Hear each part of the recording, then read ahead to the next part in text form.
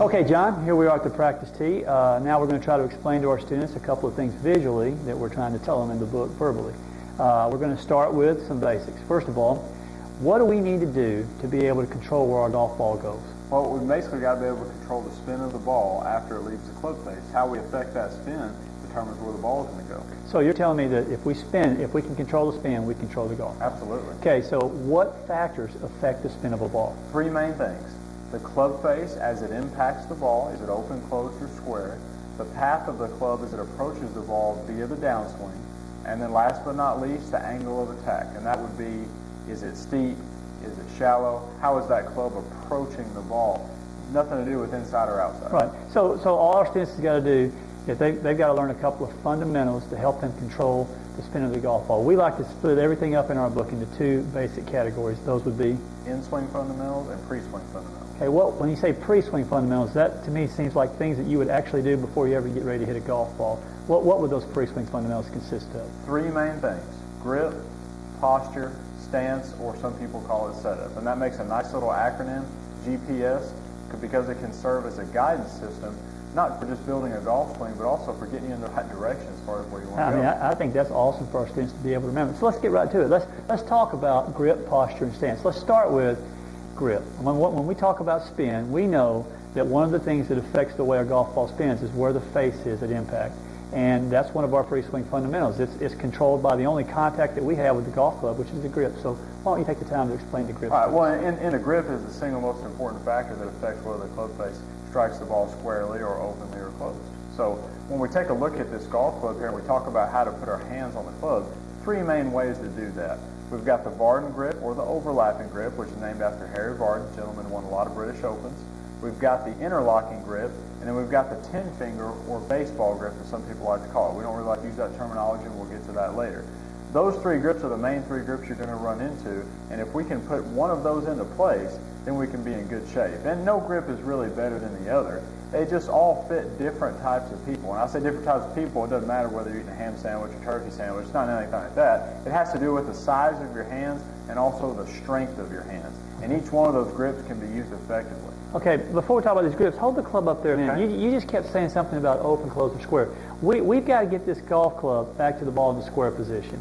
So obviously the way you're going to show the students how to put their hands on the ball, on the club, is going to help us do that easily. But first let's explain to them what open, closed, and square means. Let's do it. When you're standing here and you're holding the club straight out in front of your chest, I see the leading edge of the golf club pointing straight up and down. To me, that's a very square position, okay, if it's perpendicular to the ground. Now, an open position would be if the toe is flailed slightly to the right there. That's going to cause the ball to stay high and to the right. A closed position would obviously be if the toe is closed or pointing more towards the ground on the left-hand side there. So our goal is to put our hands on this golf club in such a way that we can get this golf club back to the ball in a square position more times than not. So let's go with that now. Let's show the students how they can accomplish that with a grip. Okay. With three grips. Three main grips. Number one, the Vardon grip. Okay. And I'm going to use my hands, instead of saying left hand or right hand, I'm going to say top hand, bottom hand, because it could be different if you're right-handed or left-handed. Okay. For the Vardon grip, I'll take my top hand and I'll take my heel pad on my top hand and make sure it's directly on top of the grip.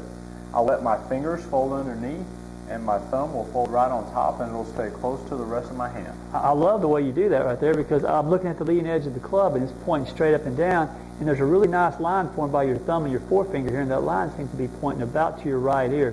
That's awesome. That tells me that hand is neutral and it's going to help us keep that club pretty square. But how do I know where the hand is in relationship to your palm or your fingers? How do I know it's right? Well, a simple drill that our audience can try, and that is let go of the club with your bottom three fingers and your thumb, and you should be able to simply leverage that club up and down with just your thumb and with just your heel pad and your forefinger. If I put my arm here to show you that I'm not using my arm to lift that club into the air, but I'm using the leverage in my wrist. That's awesome. That's a great way for our students to remember. So you got your left hand on there, good. What about the right hand? Okay, the right hand, or in this case the bottom hand. For the Vardon grip, I'm going to take the pinky finger on the right hand, or in this case my bottom hand, and I'm going to put it right in between the fold of the index finger and the middle finger on my top hand. I'm not going to ride it up on either knuckle. It's going to fit right in that fold. My bottom fingers will go on the golf club like so, and then my right hand, the lifeline on my right hand, or in this case my bottom hand, will cover up the thumb on my top hand. Good. When I look at that again, club face square, perpendicular to the ground, I see the same line formed by your thumb and your forefinger on your bottom hand, or in your case, your right hand. And this line now is kind of pointing more up towards your right shoulder. So if you look at those two lines, the one on your top hand points to your right ear, your bottom hand to your right shoulder. So it's a really nice setup there that allows the hands to be in a neutral position and keep the golf club square. And that's the barred grip. That's probably the most common grip used in golf. 98% of everybody that plays uses that grip. But sometimes some people's hands are smaller than others, so they use a different grip. And why don't you explain that grip to us? Well, that grip brings us to the interlocking grip. And the interlocking grip is used by famous players such as Jack Nicklaus and Tiger Woods, arguably the two greatest players of all time, and not because it was better than with the other exception of grips. you and I. Yeah, they just had smaller hands, okay? So the good news for the audience is left hand, or in this case top hand, exactly the same. Heel pad on top, fingers underneath, thumb in the right place, making the V. Same V. Instead of overlapping that pinky finger, I'm going to simply interlock it between the index finger on the top hand and the middle finger on the top hand. The bottom three fingers will fold on the club. The lifeline on the bottom hand will cover up the thumb on the top hand. And once again, I'll get those V's in place with a square club face, and I'm ready to go. So it's the exact same grip. Everything's the same. The only thing under a closer inspection, you can see here that John's hands, these two fingers are interlocked versus go ahead and overlap that one. That's an overlap position. So other than that, it's just basically our way of tying these two hands together as a unit. What about with kids? They have smaller hands. They can't necessarily put their hands on the club the same as you and I would. Also, sometimes some adults and older people have a tendency to lose some of the strength in their hands. So what other grip is available to somebody to help them grip it right? Well, we've got one more option as far as standard grips go, and that's the 10-finger, or some people like to call it the baseball grip. The reason we don't call it that is because the baseball grip, you put your thumbs on the side, and your hands are kind of apart, and it looks like you might be ready to chop down a tree instead of hitting a golf ball. So for the 10-finger grip, once again for the audience, the top hand's going to do the exact same thing. Heel pad on top of the club, fingers underneath, thumb on top, making your good V. And instead of interlocking or overlapping that pinky finger, I'm simply going to slide it flush to the rest of my hand. And once again, the lifeline on the bottom hand will cover up the thumb on the left hand. And from that top view, that grip looks exactly the same. Yeah, I can't tell any difference. Yeah, the only difference is the bottom view. So if we do a quick review there, interlocking, overlapping, 10 finger. Not baseball, 10 finger. So you've given our audience, our students, and our future students an opportunity to understand how to put their hands on the golf club properly to help ensure that golf club gets back to the golf ball in a square position. So we've taken care of one of the three variables that control that spin, club face at impact. Okay, the next variable you talked about was the way the club gets to the golf ball. And there's a lot of things that affect that. But before we go into in-swing things that affect that, let's continue to talk a little bit about this setup. The next thing in our guidance system would be our posture. Okay, so why don't you set up with the proper posture to a student, and let me just kind of briefly show a student what proper posture is. One of the things that we want to accomplish here is we want to accomplish a very balanced setup position. John is balanced, and when I say he's balanced, he's very evenly balanced. His weight is even between his heels and his toes. If I were to push on John's front, on his chest here, I couldn't push him over. If I was to push on his back, I couldn't push him over. He's in a very athletic setup position. The cool thing here is he can check it by looking to see where his hip joint and his ankle joint is. If his hip and his ankles are in line with each other, then I know your weight's pretty evenly balanced. Also, the back.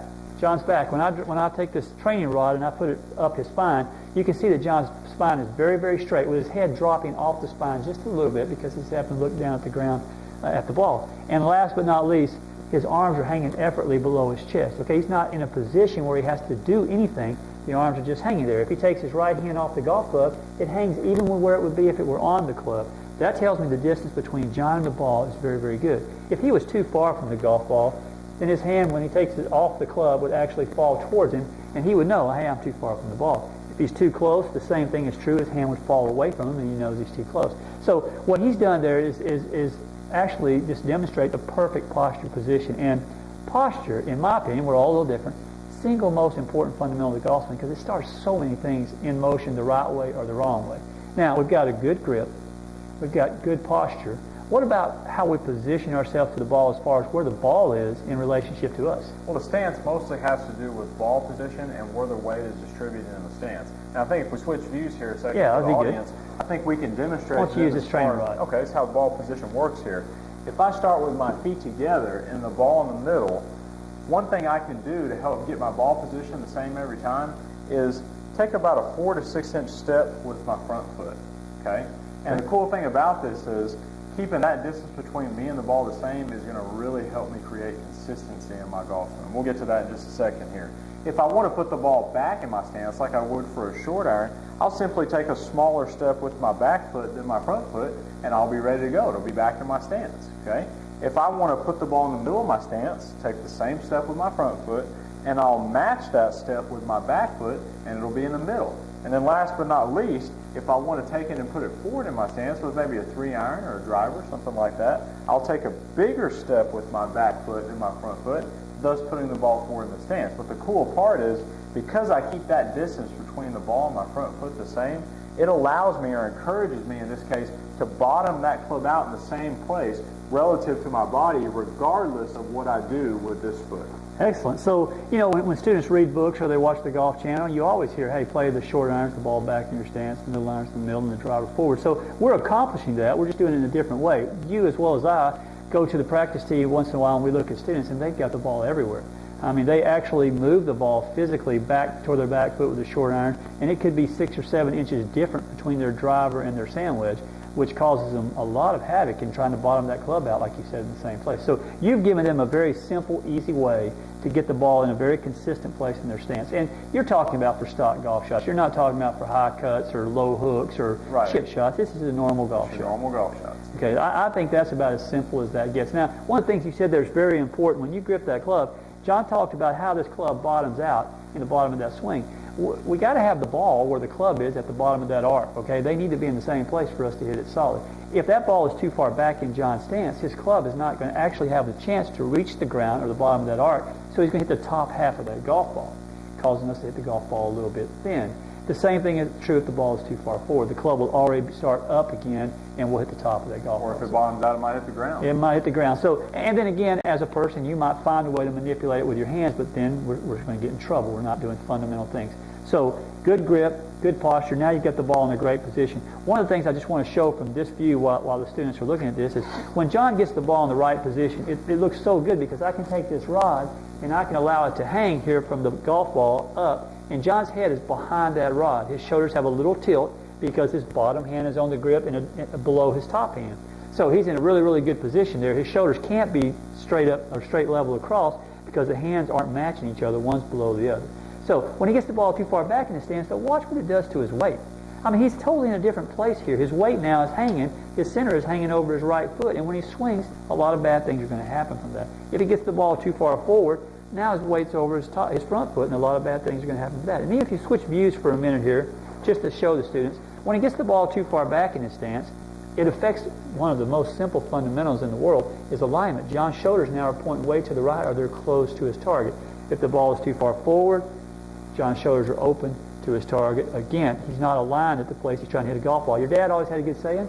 And my dad was a PGA professional and still is this day, and he always told me, he said, son, if you aim at nothing, you'll usually hit it. And that's probably about as true as it can be right there. So, and most people spend very little time doing the three things that we just talked about: grip, posture, and stance. Those pre-swing fundamentals help put them on the path to developing a lifelong golf swing that's maintenance-free.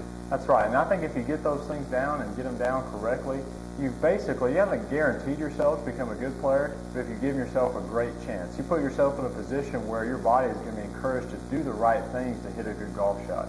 When you set up to the ball incorrectly, you don't want to make good golf swings because your body is out of position to make a good golf swing, and the last thing you want to do is make a good golf swing from a bad posture. So. Absolutely. There's always a way, and students always look at fall flat and they think if they hit a good golf shot, they must have done everything right. But you can hit a good golf shot with a bad swing, and you can hit a bad golf shot sometimes with a good swing.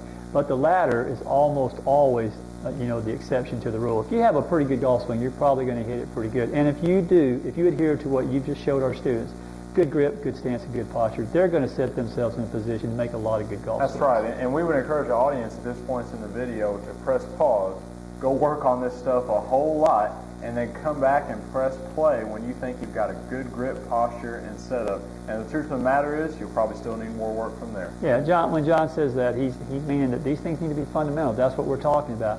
When something's fundamental to John, it means that John can do it or that I can do it without conscious thought. He doesn't have to think about the way he grips that golf club or where that ball is in his stance because from a very young age, John has practiced doing that properly.